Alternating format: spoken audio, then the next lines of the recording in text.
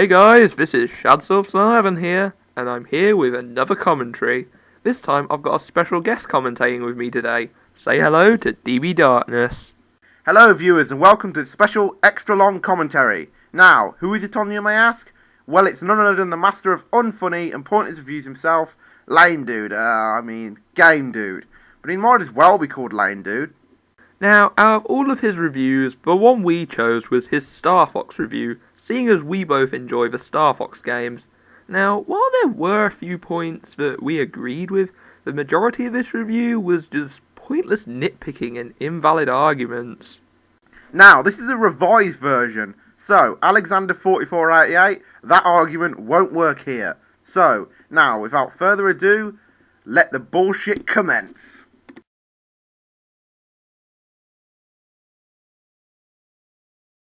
Star Fox is a mountain of solidified rhinoceros shit. What was up with that evil stare? Is he now trying to be, irate? I think he's challenging us to a staring contest. By the way, we are going to keep a tally of how many times he stares and how many times he makes animal references. So let's up that tally and continue.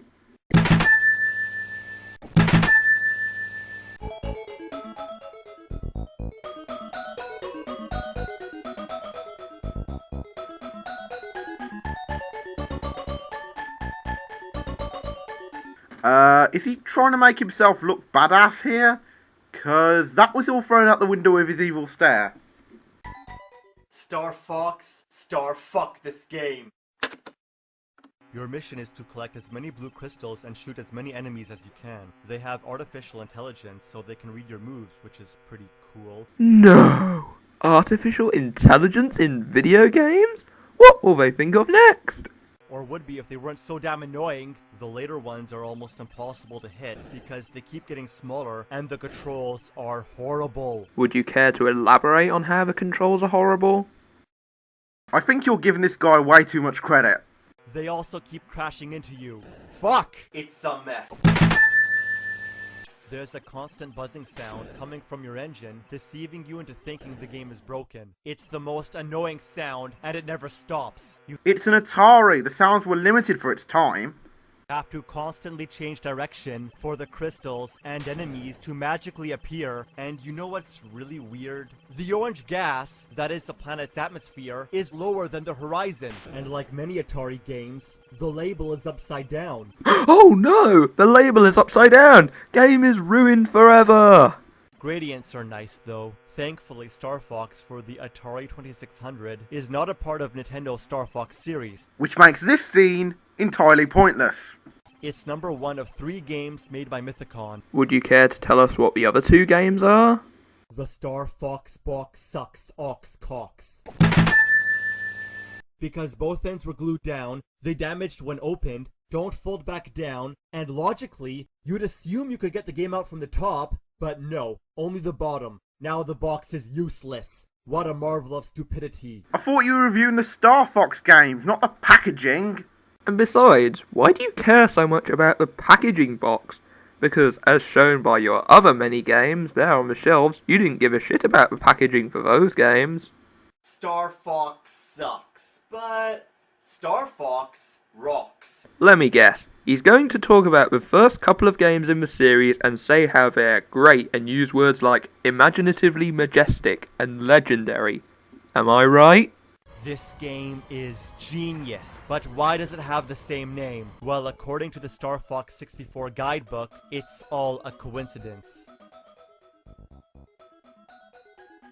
Because Mythicon didn't register the Star Fox name in North America, Nintendo was able to use it. But because they did in Europe, Nintendo renamed the series Starwing over there. Why not be original and name the series Starwing universally? You're in no position to question originality, Game Dude. But at least with Star Fox, there's a fox, unlike with Star Fox, so why the fuck does it have the same name? Believe it or not, there's another game called Star Fox. For what console? Seriously, you're so vague with your information. And even a comic, and none of them have anything to do with foxes. Anyway, Star Fox is revolutionary because it uses the Super FX chip for 3D graphics. Music kicks ass, controls are precise, Fox, Slippy, Peppy, and Falco make an awesome team, and everything is so imaginatively legendary. Hey Realm Wars, are they still hiring at the Psychic Club? You know what's really weird?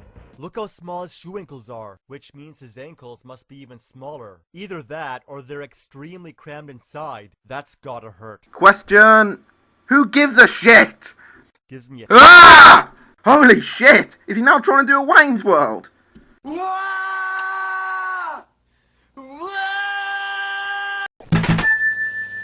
headache. Why did they replace Star Fox 2 with Star Fox 64? Have both. Well, the SNES was in its dying years, and the N64 was out, so I think if they released the N64 game as the sequel, it would not only be superior, but it would also sell better.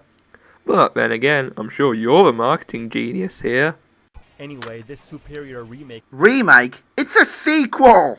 is revolutionary because it's the first Rumble-compatible game. Controls are precise, music is amazing, graphics are stunning, story is simple, Can you not stay on one topic for more than 2 seconds? Elaborate, damn it! yet powerful, and everything is so imaginatively majestic. Wow, twice in one video. This guy is as predictable as a Scooby-Doo episode, but while Scooby-Doo is entertaining, this guy is just stupid. Even the skies are epic.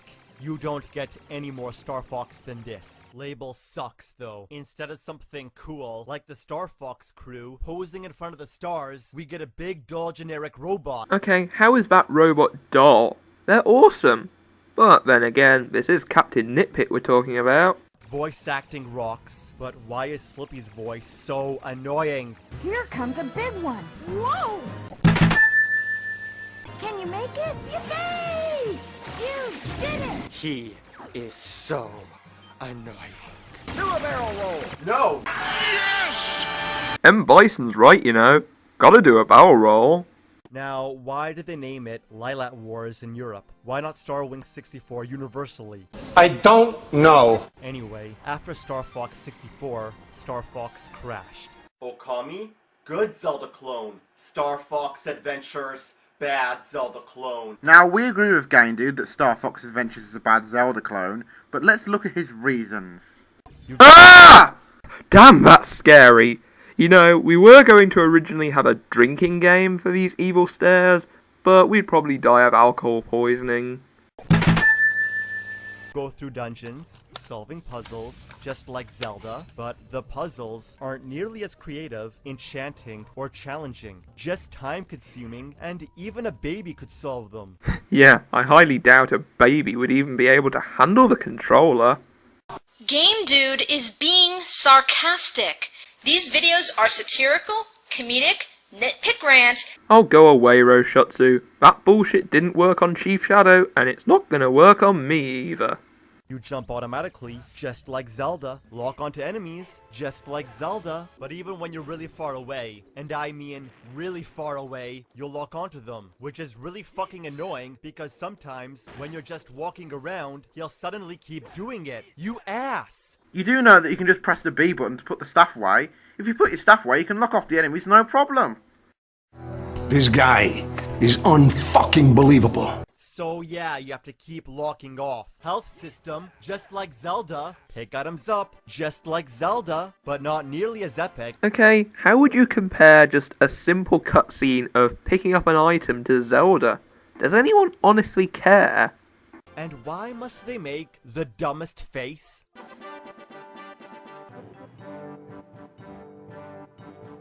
Everything is just like Zelda, but shitty. Does Zelda have dinosaurs? Does Zelda have space flying? By your logic, Crash Nitro Kart is just like Sonic and Sega All-Stars Racing.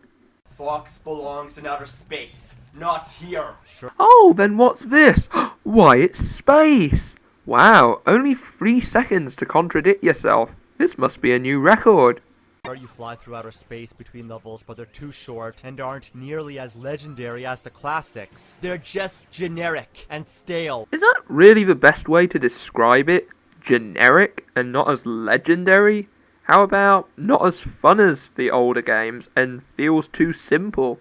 Was there really no better way to word it? Would have been released for the Nintendo 64 as Dinosaur Planet, but moved to the GameCube instead. Thank you, Wikipedia. Graphics are spectacular. Fox's fur shading rules. Voice acting is good, and some music is nice. Again, I'll agree with him there. This game does have some pretty decent music. Not as good as Star Fox Assault, but still decent. Voice acting, though, I found to be pretty poor. But others are so cliché. How is it cliché? It's common to have music that fits the situation you're in. Slippy's still annoying. You've got to go to the ice mountain and rescue her son. The Prince Tricky. Gameplay is dull, enemies take too long to beat, so fighting herds of them is the biggest waste of time, and the combat system is a joke. A bad joke. Notice how the other enemies don't even help. They just stand there, waiting their turn. You know, I'll bet if they did all attack at once, then he would moan about it being too difficult. Once the enemies are open to attack, keep mashing the A button, and they won't stand a chance. Moving the joystick performs different attacks. Oh, but what about when the enemies are blocking your attacks? Mashing the A button won't get you very far then, would it? But they all basically do the same thing. If they can't... Ah! Why is it that looking at this evil stare reminds me of this? do anything from the first hit to the 1000th, why not save time and beat them with one hit? Because that would make the game too easy, a problem you were complaining about earlier. Even the boxes take 2 hits to break. What's the point? You start the game with Crystal, a fox with boobs. Cause, you know, female foxes have boobs, like Minnie Mouse. What? Cause, you know, female foxes have boobs, like Minnie Mouse. I don't even know how to comment on that statement. It's just so WTF. I think I'm losing more brain cells here. She rides a pterodactyl, and out of nowhere, a flying ship passes by. You fly behind and start shooting it, and because here, it's impossible for you to die, there's absolutely no reason for any of this. It's called a prologue, and besides, you can't die in the opening of Super Mario Galaxy, and was that a bad game? Then she lands on the ship, which is what she should have done at the very beginning. Except the cannons were firing and the ship's propeller was still active. She obviously had to wear it down before it was safe to land on. Later, General Fails comes out. General Scales. Wow, for once the game actually got to correct him for us. Now that's bad. Crystal says, I'm dead, but moments later, runs at the dude like she's gonna win.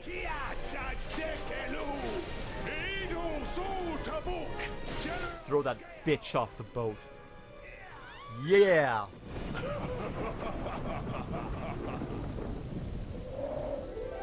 Damn it!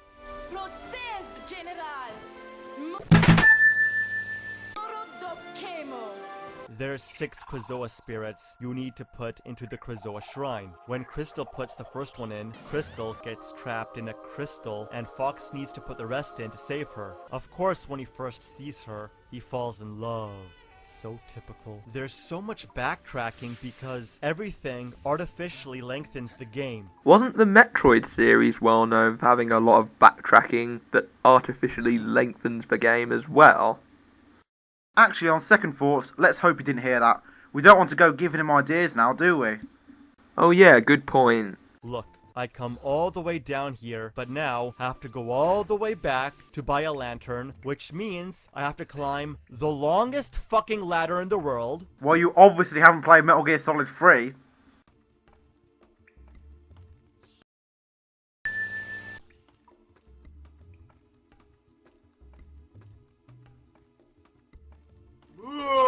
Sorry, but what the hell was that? Was he doing a cow impression?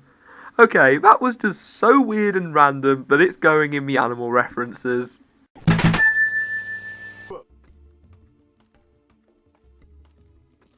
Find 20 scarabs, walk all the way to the store, find the lantern, buy it, and then go all the way back down again. And none of it is challenging, just time consuming. Even having to collect gems to refuel your staff is pointless because they're everywhere. I'm kind of missing the part where that's considered pointless.